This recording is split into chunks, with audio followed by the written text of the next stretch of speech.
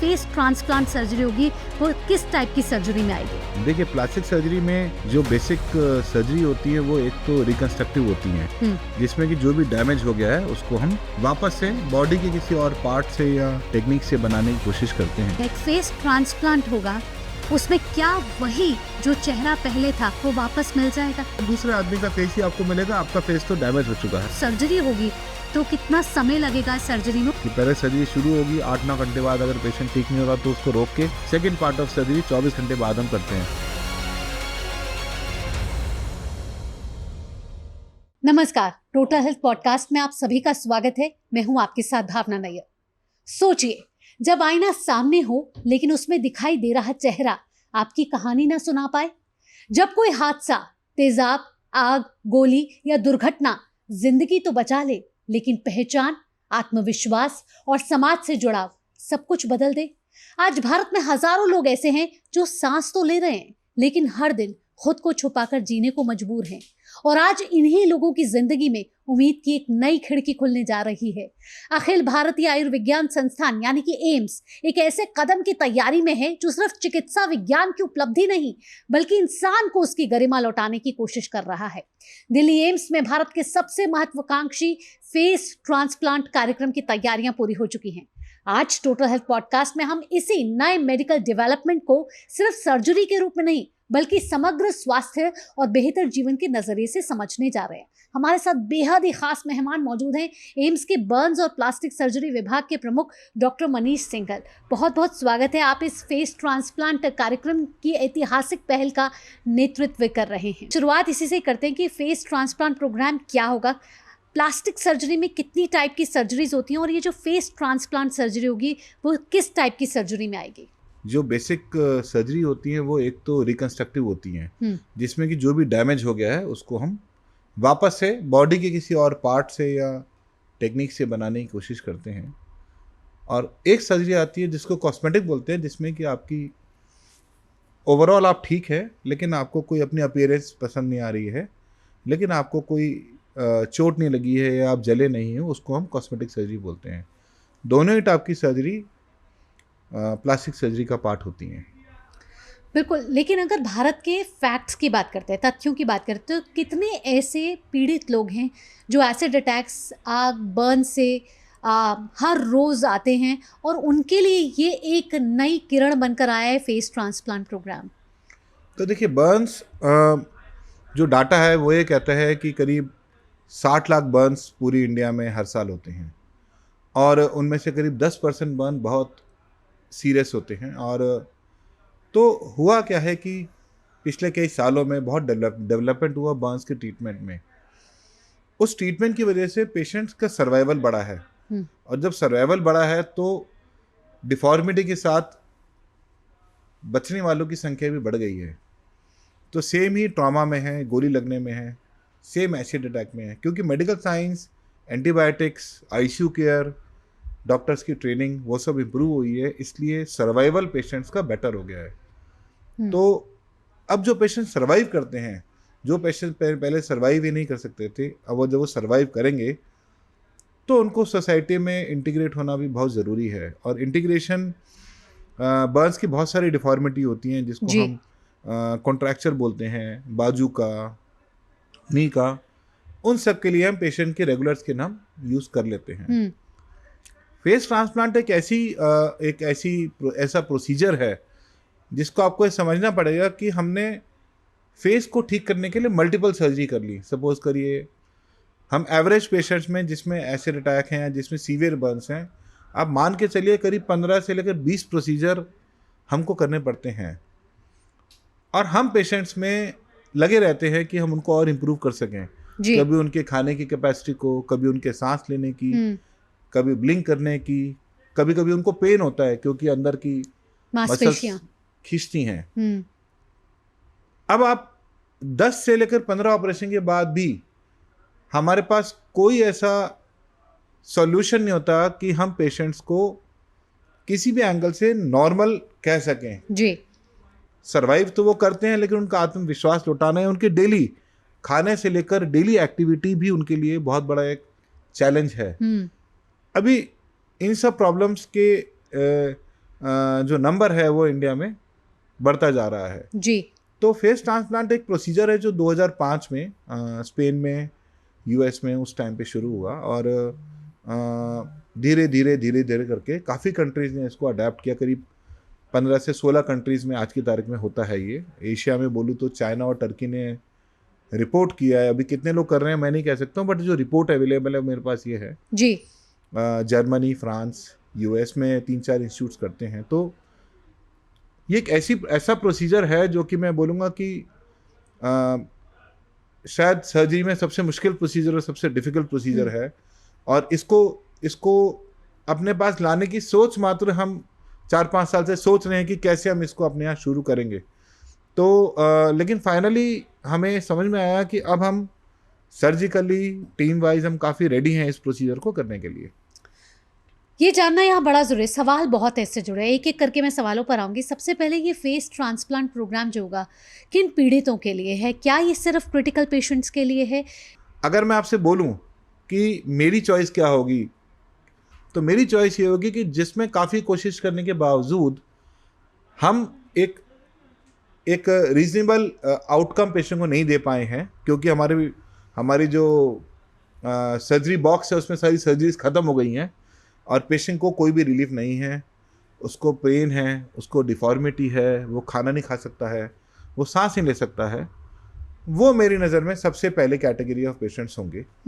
But I am sure जब हम शुरू करेंगे अगले 5 से 7 साल 10 साल में, जब नंबर्स बढ़ेंगे और संस्थान उसको करेंगे जी, तो शायद हम उससे और उसके नीड्स को एक्सपैंड कर सकते हैं। हमने किडनी ट्रांसप्लांट का सुना, लंग्स ट्रांसप्लांट सुना है, हार्ट ट्रांसप्लांट सुना है, लिवर ट्रांसप्लांट सुना है, फेस ट्रांसप्लांट कभी नहीं सुना था।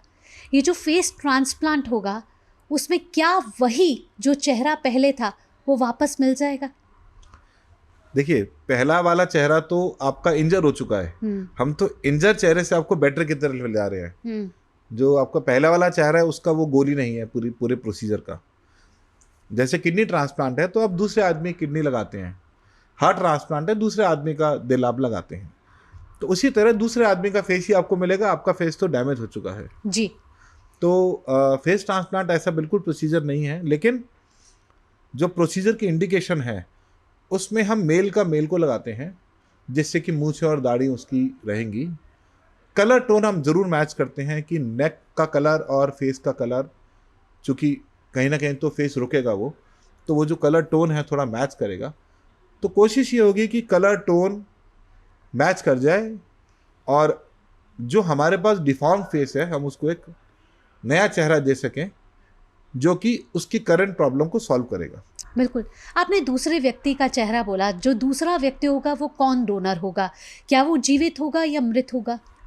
देखिए, हर हालत में जीवित आदमी का फेस तो आप ले ही नहीं पाएंगे, क्योंकि वो तो इम्पॉसिबल है। अनलाइक किडनी जिसमें हमारे पास 2 किडनी होती हैं, हम एक किडनी डोनेट कर सकते हैं जी। तो चाहे हार्ट हो, लिवर में भी हम थोड़ा सा पार्ट दूसरे का दे सकते हैं। लेकिन जैसे हार्ट और हार्ट है बेसिकली मेनली, और फेस है, वो उनका जो डोनेशन है वो ब्रेन डेड लोगों से ही होता है जी। तो जैसे हमारे यहाँ ब्रेन डेड डोनर प्रोग्राम है, तो जैसे ही कोई बोलता है कि ये ब्रेन डेड है, न्यूरो सर्जरी या न्यूरो आईसीयू की टीम, हमारी ट्रांसप्लांट की टीम जाती है, उनके परिवार से बात करती है कि क्या आप ऑर्गन देना चाहेंगे, और उसकी बड़ी स्ट्रिक्ट उसकी रेगुलेशंस हैं। और जब वो हाँ बोलते हैं कि हम किडनी देना चाहते हैं, हम अपना हार्ट देना चाहते हैं जी, तो वो टीम उस टाइम पे उनसे फेस की बात भी करेगी, और अगर वो लोग तैयार होंगी फैमिली तो फेस भी उसमें लेने की कोशिश करेंगे हम। ये तब होगा जब हम रिसिपिएंट्स हमारे रेडी होंगे, उन सब के ब्लड टेस्ट होंगे। रिसिपिएंट मतलब जिसको लगाएंगे हम, तो उनका ब्लड मैच भी करना होगा। तो हमारे ये सब मैचिंग पैरेलली शुरू होगी। जैसे हमको लगेगा कि ये पॉसिबल डोनर है, हम फिर जो हमारे पास लिस्ट में विक्टिम्स होंगे उनका हम मैचिंग करेंगे। अगर कोई भी एक मैच फिट बैठेगा तो ही हम लेंगे। अगर हमारे पास मैचिंग पेशेंट नहीं होगा उससे तो हम वो नहीं लेंगे। तो कहा जाए ये rarest of the rare cases में ही संभव हो पाएगा? बिल्कुल, इसमें इतनी सारी परमुटेशन कॉम्बिनेशन है। जैसे किडनी है, आप मेल फीमेल भी मिक्स कर सकते हैं, आपको कलर भी मैच नहीं करना है, आपको एज भी मैच करने की ज़रूरत नहीं है, हमारे यहाँ थोड़ा एज का मैच भी चाहिएगा। ओह, तो जो मैचिंग है, टिश्यू की मैचिंग भी चाहिए।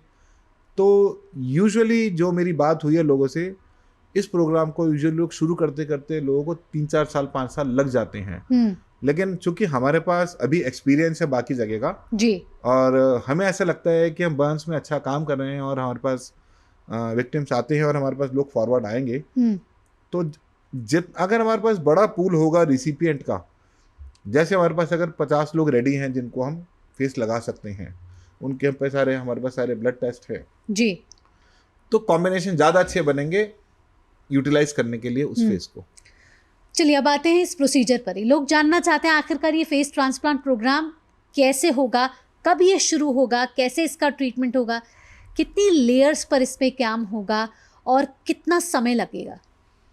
तो देखिए, हमारा टारगेट अगले 1 साल का है कि हम इसको 1 साल में हम ऑफिशियली अनाउंस कर सकते हैं। जबकि हम कोई डोनर हमारे पास आएगा तब तक हमारा रिसिपिएंट का रजिस्ट्री, लाइसेंस और हमारा सर्जिकल एक्सरसाइजेज जो हमको आगे करनी है या टीम वर्क हमको करना है, हो सकता है हमको कोई संस्थान में दोबारा ट्रैवल करना पड़े, उसके बाद हम 1 साल बाद शायद हम पहला डोनर हम लेने की पोजीशन में होंगे। और जब भी अर्लीस्ट हमारे पास वो लक होगा, और हो सकता है कि हम जल्दी भी उस डिस्टेंस को कवर कर लें। तो डॉक्टर साहब, क्या कोई ट्रायल होगा या सीधा फेस ट्रांसप्लांट प्रोग्राम किया जाएगा? इसमें कोई ट्रायल का स्कोप नहीं है, क्योंकि हमारे संस्थान ने पहला हार्ट, पहला किडनी ट्रांसप्लांट किया है, हमारे लोगों ने 3000 किडनी ट्रांसप्लांट किए हैं। तो टेक्निकली जो प्रोसीजरल है वो सेम है। लॉजिस्टिक मुश्किल ये है कि मैचिंग बहुत डिफिकल्ट है, और स्किन जो है, आपको मैं एक कहानी सुनाता हूँ, शायद आपके लिए इंटरेस्टिंग होगी। तो हार्वर्ड में एक डॉक्टर हैं, डॉक्टर मुरे, जिन्होंने सबसे पहला किडनी ट्रांसप्लांट किया था। तो एक्चुअली वो स्किन को ही ट्रांसप्लांट करना चाहते थे। तो स्किन की जो एंटीजन होते हैं वो सबसे ज़्यादा होते हैं, और उसमें रिजेक्शन का सबसे ज़्यादा चांस होता है। तो उनको लगा कि स्किन वो कर ही नहीं पाएंगे, तो उन्होंने किडनी ट्राई किया और वो किडनी में सक्सेसफुल हुए। तो एक्चुअली जो पहला ट्रांसप्लांट पैदा हुआ वो इन्हीं चीज़ों के लिए हुआ जो अभी हम कोशिश कर रहे हैं। बट पिछले 70 साल में अब जाके हम कोई दवाइयाँ ला सके हैं जिससे कि रिजेक्शन ना हो।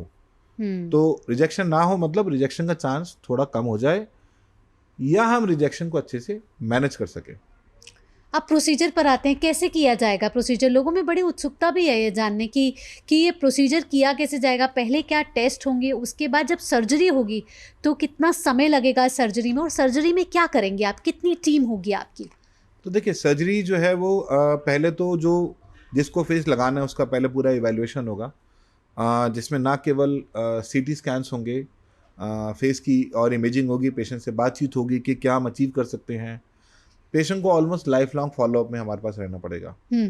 तो उसकी कमिटमेंट, उसका डिस्टेंस ऑफ ट्रैवल कि वो कैसे हमसे फॉलोअप करेगा, और जब भी हम सर्जरी करेंगे उसको 2.5 से 3 घंटे में हमारे पास होना चाहिए।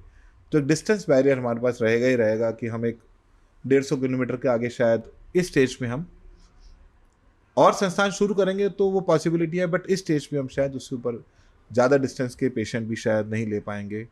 और जब वो रिसिपिएंट हमारे पास पहली बार आउट पेशेंट में आएंगे तो उनके हम ना केवल इमेजिंग, साइकेट्रिक चेकअप, पूरे ब्लड चेकअप, और एक उनका हम ब्लड प्रोफाइल जिसको HLA मैचिंग बोलते हैं हम, और ब्लड ग्रुप मैचिंग, वो उनकी हम अपने पास रिकॉर्ड में रखेंगे। और जिस दिन हमारे पास डोनर होगा हम उससे मैच करेंगे और उसको फ़ोन करेंगे कि आपको आना है, अभी हमारा आपका प्रोसीजर है। यूजुअली इस प्रोसीजर में उसको हम 3 घंटे देंगे, क्योंकि उस दौरान हम जाके डोनर के पास जाएंगे और उसकी फैमिली से बात करने के बाद उसको प्रोसीजर में हम फेस को निकाला जाएगा। पूरे फेस को निकाला जाता है यूजुअली, क्योंकि हमको ये नहीं पता होता है कि वो जो रिसिपिएंट हैं उन 5 में से किसकी मैच होगी, क्योंकि हम बुलाएंगे 5 को और लगाएंगे 1 को। ओह, ओके। तो 5 में से जिसका बेस्ट मैच होगा उसको हम लगाएंगे। तो जैसे ही 5 लोग हाँ बोलेंगे कि 5, 6, 7, मुझे नहीं पता क्या नंबर होगा वो, तो जब मैचिंग लोग आएंगे उनमें से, चूंकि हमको पता नहीं हम किसको क्या पार्ट लगाएंगे, तो हम पूरा फेस उसमें से निकालेंगे। और पूरे फेस के साथ ब्लड वेसल्स, नर्व्स, क्योंकि आप देखेंगे तो फेस के एक्सप्रेशन के लिए नर्व्स बहुत इंपॉर्टेंट हैं, तो नर्व्स को भी निकालेंगे। ये प्रोसीजर यूजुअली 8 से 12 घंटे लगते हैं इसमें। उस दौरान रिसिपिएंट को हम तैयार करेंगे, OT में लेंगे, उसकी जो स्किन है उसको हमको निकाल के एक सरफेस को रेडी करना पड़ेगा, नेक में वेसल्स को रेडी करना पड़ेगा, और जब वहाँ से डोनर आ जाएगा और रिसिपिएंट पैरेलली रेडी होगा तो उसमें विद इन 2 आवर्स हमको प्रोसीजर उसमें शुरू करना पड़ेगा, क्योंकि उससे ज़्यादा पार्ट को हम सेफ नहीं रख सकते हैं।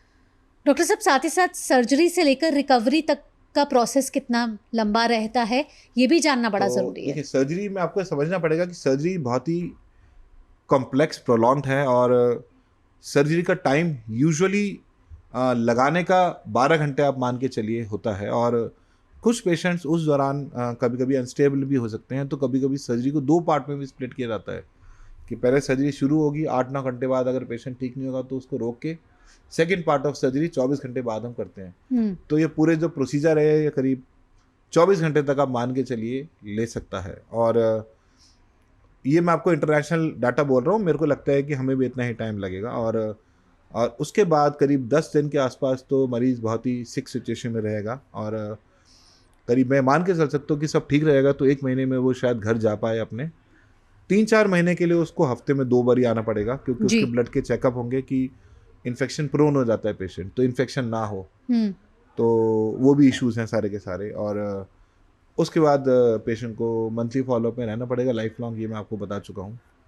इस बीच क्या प्रिकॉशंस रहते हैं, क्या डाइट भी एक मेजर फैक्टर प्ले करती है? देखिए, डाइट तो हर इन्फेक्शन से लड़ने के लिए बॉडी की बिल्डिंग, कोलेजन, डाइट का रोल तो है ही है। तो अगर कोई डाइटरी नहीं, जब आपने फेस ट्रांसप्लांट किया तो उसका खाने का किस तरीके का खाने के बहुत तरीके हमारे पास होते हैं। हम रैल ट्यूब से भी खाना दे सकते हैं, हम स्टमक से भी रास्ता बना सकते हैं, मुंह से भी खाना अलाउ कर सकते हैं। तो डिपेंड करता है कि हम कितना टाँके हम मुंह के अंदर लगाते हैं। तो जैसे ही वो टाँके हफ्ते भर में थोड़े इन्फेक्शन से रिस्क दूर हो जाता है तो हम अर्ली न्यूट्रिशन हम प्रेफर करते हैं, क्योंकि जितनी जल्दी नेचुरल खाना पेशेंट खाता है उतनी जल्दी रिकवर करता है। जी, अगर अभी तक दुनिया की बात की जाए तो दुनिया में अगर फेस ट्रांसप्लांट सर्जरीज कितनी की जा चुकी हैं, ये भी एक सवाल है।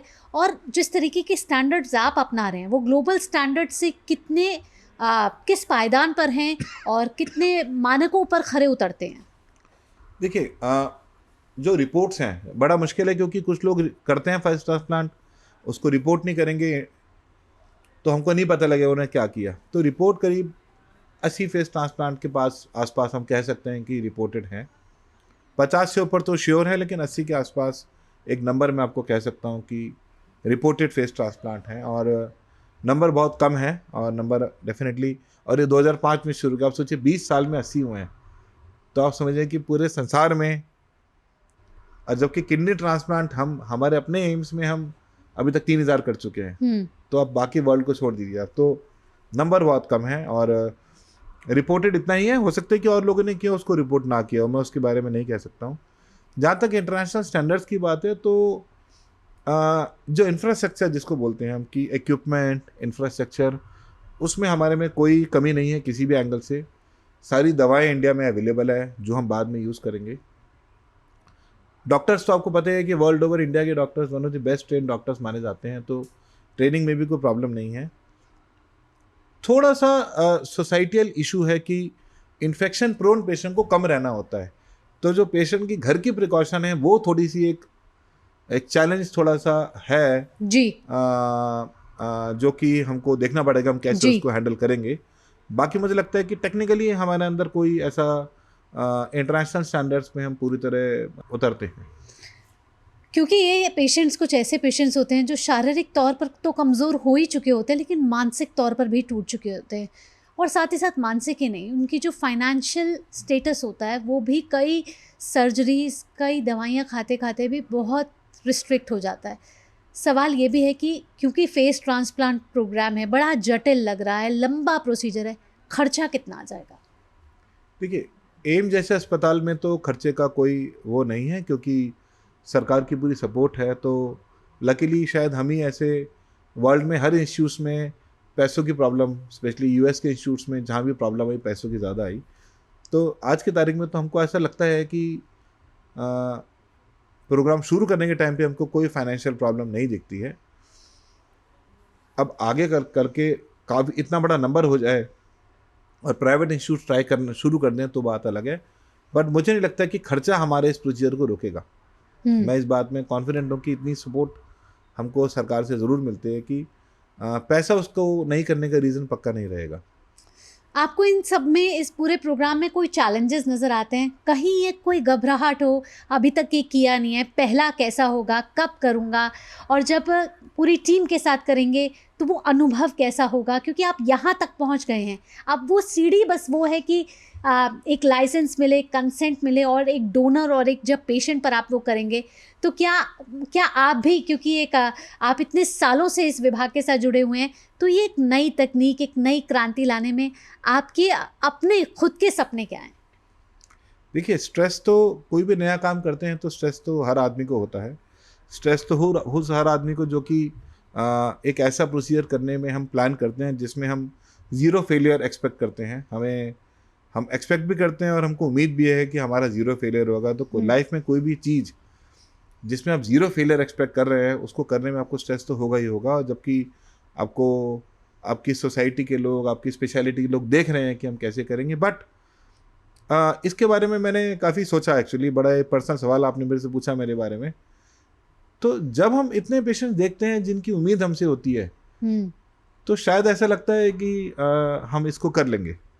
तो अब पेशेंट जब इतनी उम्मीद से किसी एम जैसे अस्पताल में आते हैं और हम अगर इनिशिएटिव नहीं लेंगे कि इस डर से कि हम फेल हो जाएंगे, तो शायद वो नाइंसाफ़ी उन सब के लिए है जो इस उम्मीद से आए हैं। तो कोशिश तो हम पूरी करेंगे। जो भी प्रॉब्लम्स आएंगी, जो भी हम चीज़ें एंटिसिपेट कर सकते हैं, उनको हम पक्का सॉल्व करेंगे।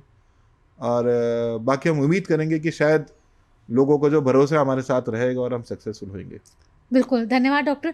साथ ही साथ आखिरी में सवाल ये भी है कि क्योंकि आप बर्न विभाग से भी जुड़े हुए हैं, लोगों में बड़ा एक डर सा रहता है जब वो कुछ जल भी जाते हैं या कोई माइनर से उन्हें इंजरी हो जाती है। क्योंकि अब प्रोग्राम को, पॉडकास्ट को एंड करना है, कुछ ऐसे सुझाव आप देकर जाएं जो लोगों की किचन में अवेलेबल हो, या उस टाइम वो इंस्टेंटली अपने आप को जिस प्रॉब्लम से गुजर रहे हैं वो उसका तुरंत निवारण और तब हो सके जब अगर एक माइनर इंजरी है। जब आप जल गए हैं तो मैं भ्रांतियों को दूर करने में ज़्यादा इंटरेस्टेड हूँ। इलाज तो मैं बताऊंगा ही बाद में। तो टूथपेस्ट या बर्फ़ आप लगाते हैं ठंडक प्रोवाइड करने के लिए, क्योंकि आपको जल रही होती है बॉडी। ऑफ कोर्स मैं आपको ये नहीं कहूँगा कि वो गलत है, लेकिन आप ये समझिए जो टूथपेस्ट में केमिकल हैं वो लोकल बर्न वुंड को डैमेज करेंगे। आप जब बर्फ़ लगाएंगे तो जो ब्लड सप्लाई आ रही है, जिसके थ्रू न्यूट्रिशन आएगा, उसको आप छोटा कर देंगे। तो ये जो चीज़ें हैं, या आप कोई ठंडक प्रोड्यूस करने के लिए जो भी आप रेडीमेड चीज़ आसपास लगा देंगे, और भी बहुत सारी चीज़ें जिनका नाम मैं नहीं लेता हूँ क्योंकि मेरे हिसाब से वो गलत है। सिर्फ पानी, रूम टेम्परेचर का पानी जो भी पीने योग्य है, आपको या तो नल के नीचे रखिए उस पार्ट को अगर आप रख सकते हैं तो, वरना कोई भी गीला टॉवल लेके, गीला कपड़ा लेके आप उसको ठंडक प्रोवाइड कीजिए जी। उससे जो नीचे के लेयर्स हैं उनमें डैमेज बर्न का रुकेगा। आप देखिए, जब आप जलते हैं तो आपके कुछ सेल है जो डैमेज हो चुके होते हैं, कुछ सेल ऐसे होते हैं जिनको अगर ठंडक दे दोगे तो उनका डैमेज अभी हो रहा होता है और वो वापस आ जाते हैं, रिकवर कर जाते हैं। तो आपका एम ये है कि जो रिकवर सेल कर सकते हैं उनको आप इमीडिएटली ठंडे नॉर्मल कपड़े में पानी रख के या नल के नीचे रख के करीब 15 से 20 मिनट हम एडवाइस करते हैं, वो अगर आप रखेंगे तो डेफिनेटली आपका बर्न का डैमेज कम होगा। वो बर्न को हील करने के लिए नहीं है, सिर्फ बर्न का डैमेज कम करने के लिए। बहुत बहुत धन्यवाद डॉक्टर साहब, टोटल हेल्थ पॉडकास्ट में आने के लिए और इतनी महत्वपूर्ण जानकारी फेस ट्रांसप्लांट से जुड़ी हुई देने के लिए, बर्न से जुड़ी हुई देने के लिए, और जो सारे मिथ्स हैं वो ख़त्म करने के लिए। नमस्कार। एक समय था जब ऐसी जटिल चिकित्सा प्रक्रियाएं सिर्फ कुछ चुनिंदा देशों तक सीमित मानी जाती थी, और आज भारत के सार्वजनिक स्वास्थ्य तंत्र में वो सपने हकीकत बन रहे हैं। फेस ट्रांसप्लांट जैसी पहल ये दिखाती है कि हम सिर्फ बीमारियां नहीं ठीक कर रहे, बल्कि लोगों को उनकी पहचान, आत्मविश्वास और समाज में लौटने का हौसला फिर से दे रहे हैं। ये भारत की उस प्रगति की कहानी है जहां मेडिकल साइंस, संवेदना और समानता एक साथ आगे बढ़ रहे हैं। इसी के साथ टोटल हेल्थ पॉडकास्ट में इतना ही। अगले एपिसोड में फिर आपसे मिलेंगे। तब तक के लिए दीजिए अनुमति। स्वस्थ रहिए, जागरूक रहिए, सतर्क रहिए। नमस्कार।